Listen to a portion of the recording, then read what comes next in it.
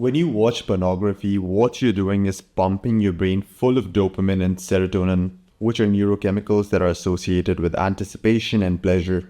But the problem is, over time, your brain gets used to this hit of instant pleasure that is achieved from porn. And in some sense, it gets desensitized to getting pleasure from other healthy activities. Because most of the productive activities that you perform in your day-to-day life are not going to be nearly as stimulating as pornography. This desensitization leads a person to get easily bored when trying to do something productive. That person has no motivation to do anything even remotely challenging. Also, his attention span is now much shorter than it used to be. All of these things lead him to perform poorly at work, missing deadlines, showing up late to meetings, getting poor performance reviews, and much, much more. But the good news is, your brain has the ability to rewire itself.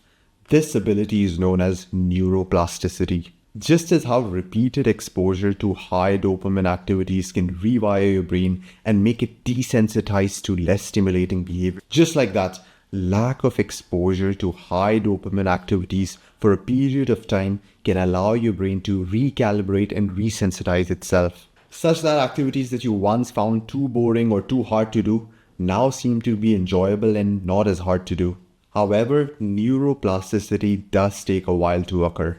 It's not going to happen just because you have stopped watching pornography for a week. It could take your brain a couple of months to even years to fully recalibrate itself and heal from porn addiction. The duration of your recovery depends upon the volume of porn consumed and the duration of your porn addiction, in addition to other factors like the quality of your sleep and the nutrition composition of your diet. But here is another piece of good news. You don't actually have to wait that long for a full recovery. You can actually significantly accelerate the process of healing your brain by doing certain things that boost neuroplasticity. The first thing that you could do is intermittent fasting, basically going for a duration of time without eating any food. Studies have shown that fasting is strongly correlated to neuroplasticity. Intermittent fasting boosts BDNF, which stands for brain-derived neurotrophic factor. It's one of the most important proteins in your brain. It helps neurons, which are basically new brain cells, to grow, to survive, and form new connections with each other. Secondly, higher BDNF supports learning, memory, and overall cognitive performance. And it is key to facilitating neuroplasticity. Think of BDNF like the fertilizer for your brain. Secondly, fasting induces autophagy. It is a mechanism through which your body basically detoxifies itself by clearing out damaged cells, and this process happens in your brain too. It also enhances your cell's ability to tolerate stress. The truth is that I could go on and on about the benefits of intermittent fasting and how it increases your focus, how it improves your sleep, how it improves your circadian rhythm, how it helps you recalibrate your hormones, and much, much more. So now let's get into how you can implement intermittent fasting into your life to help you increase your neuroplasticity and accelerate the process of resensitizing your brain to pleasure.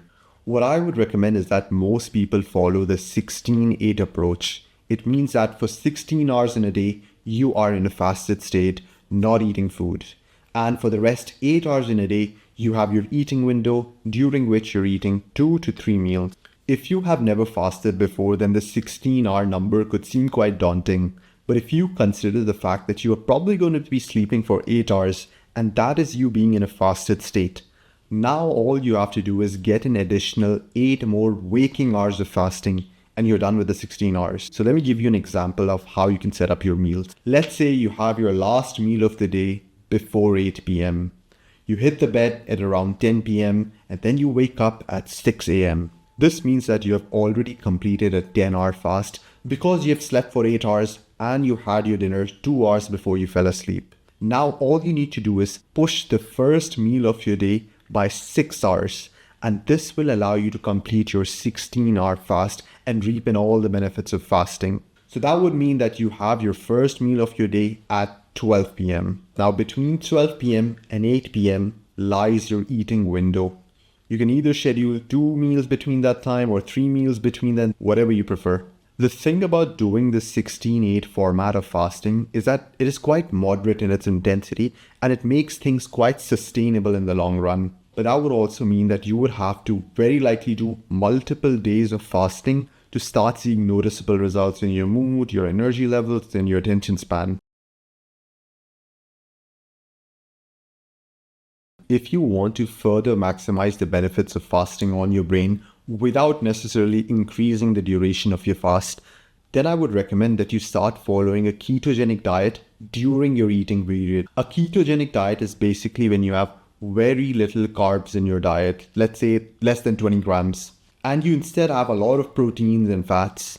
What this does is it actually mimics fasting. Think about it. When you are fasting, your body begins to use its own fat as fuel, and this is known as ketosis. Funnily enough, when you don't eat carbs, your body does the same thing. It switches over to using its own fat as fuel, and this is why a ketogenic diet is very similar in its healing properties to fasting. Now, in this video, you have been introduced to the world of intermittent fasting and ketogenic diet, and how healing they are for your brain and body, especially when it comes to overcoming porn addiction and recalibrating your brain to pleasure. But the thing is that perhaps you require more convincing or more information on both these topics before you can start applying them to your life. Maybe you would like to understand more of the science behind it, or want to know whether it is safe for you, or know what kinds of foods you should be eating. I'm sure you have plenty of questions at this point. What I would recommend is that you check out these two channels and try to watch a couple of videos by them on intermittent fasting and ketogenic diet. They are both certified doctors and have a wealth of knowledge when it comes to successfully implementing a ketogenic diet and intermittent fasting. Here's a bit of a brutal truth. You can only successfully recalibrate your brain and resensitize to a healthy dose of pleasure if you stop relapsing. If you're relapsing to porn every week, then you are just perpetually stuck and unable to heal, and you're just going to face all these withdrawal symptoms for long durations of time. If you want to overcome this addiction, then remember, it's not just about having motivation or willpower and just resisting the urge to watch porn, because willpower is a limited resource and it is bound to run out, especially once the urges start hitting. What you require instead is a system that does not rely on motivation. This system at the bare minimum should have a dietary plan with components of fasting, and it should have a sleep optimization plan, and it should plan for obtaining dopamine from other healthy sources, and a bunch of other tiny things